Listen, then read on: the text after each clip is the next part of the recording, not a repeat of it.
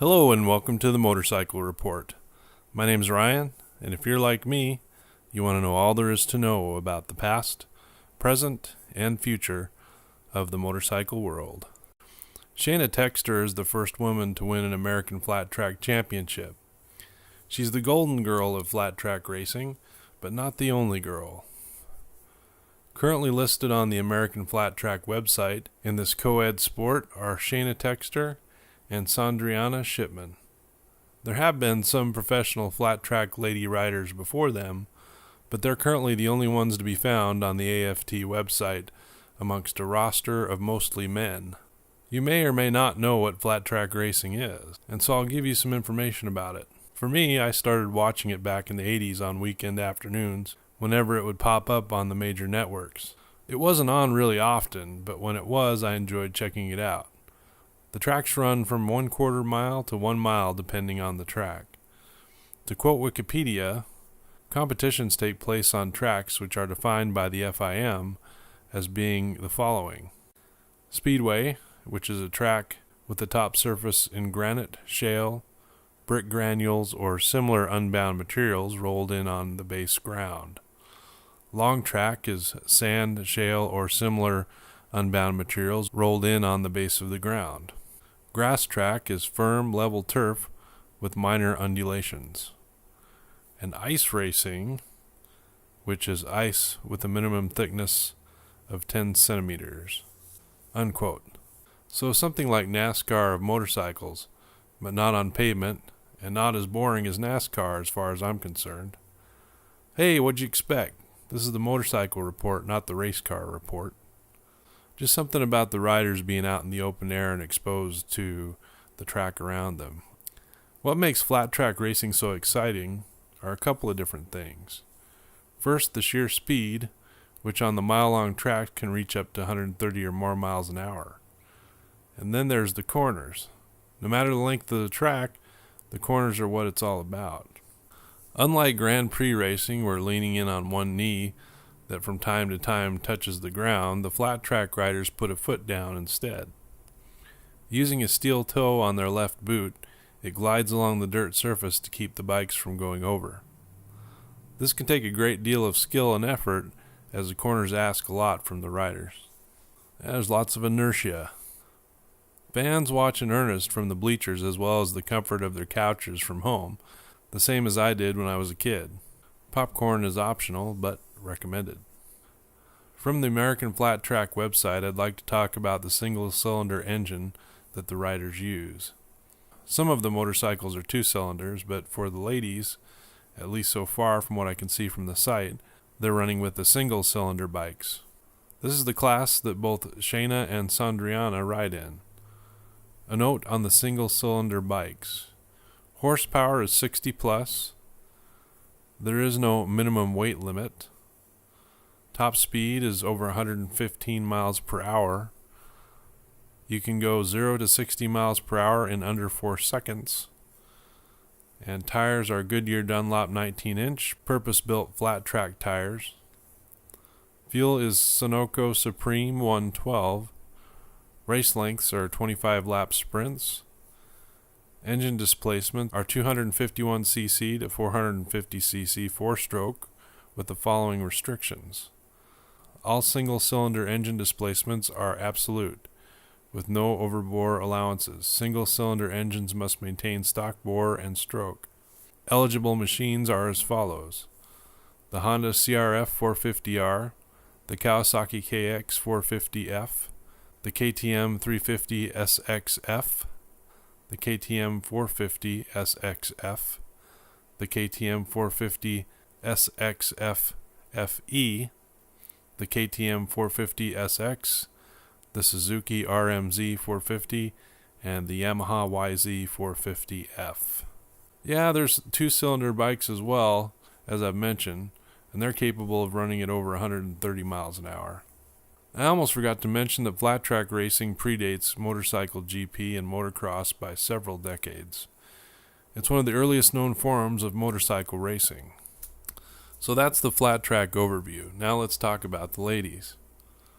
What got me excited about this report was watching the AFT on NBC SN.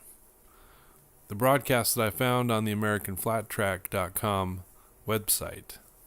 It was for the Meadowlands Mile, where Shayna won the singles main event race. Little did I know when I started watching that there would be such a close finish at the end. She came around the last corner of the race, neck and neck with Colby the Wild Tomato, due to his wild reddish-orange hair that flows in curls out beneath his helmet, Carlisle. And it looked like, for one breathtaking moment, that he was going to take the win away from her. But there at the end, at the near photo finish, she was able to find victory. I even think at some point they touched handlebars. An emotional one, for me at least. I watched her working so hard throughout the race, catching him a few laps before, after he had led by a far distance throughout most of the 25-lap race. And she fought her way through several riders to get there. Motocross separates the men from the ladies when it gets to racing time, but not flat track. And that's pretty cool. Whoever wins, wins, no matter what.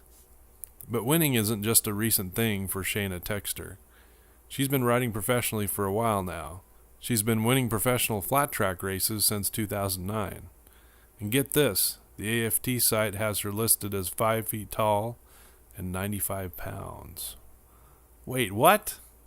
Okay, so when I was a kid watching the flat track broadcasts, I remember thinking how strong you'd need to be to get those bikes around those tough corners. Well, I hope Shayna's career lasts a very long time. But when it's over, she might do well to see about going into some arm wrestling tournaments. I bet she's strong. Now, Sandriana Shipman is much newer to the profession of the sport than Shayna. And while I don't know as much as I'd like to know about Shayna Texter, who isn't on Wikipedia yet for unknown reasons, I know even less about Sandriana, also yet to be on Wikipedia, but maybe she has yet to earn the spot. At this point, I know I'm going to put up a bigger report about Shayna at some point in the near future. Depending on Sandriana, it's all up to her. I may yet do a larger report on her as well. But for now, I'm going to read from the AFT website to let you know a bit more about her, in case she does or doesn't show up in one of my future reports. Both of these ladies are cuties. Does that make me sexist? If so, I don't care. Okay, I'll quote from the AFT site on Sandriana. And this is her biography. Quote, Sandriana Shipman started riding dirt bikes, four-wheelers, and anything she could get her hands on when she was a kid, and started racing at just 9 years old. When her father had to take a step back from her racing, she didn't quit. She just did it herself. She started funding her racing out of her own pocket, taking on the role of mechanic, driver, and rider to follow her dream. To gain experience and to have a chance to race new tracks, she began following the Vintage National Series around the country. Sandriana came on the professional flat track scene in 2017, arriving at her first 3 professional races with just a car and a lawnmower trailer carrying her bike. Fellow American flat track racer Sammy Halbert gave her the chance to ride his bike at the Calistoga Half Mile in 2017. And finally, she had the chance to show her skills with a good bike and mechanic behind her. She qualified 9th and made it to her very first pro main event. Sandriana started the 2018 American Flat Track season as a part of the Waters Autobody racing team. After laying down some exciting qualifying times that had her inside the top 10 at the 2018 Texas Half Mile, she was injured in a crash during qualifying. She doubted she'd ever race again, but she's not done. Having just signed on with Richie Morris Racing, she'll be back racing Honda CRF 450Rs at the Williams Grove Half Mile on September 8th, 2018.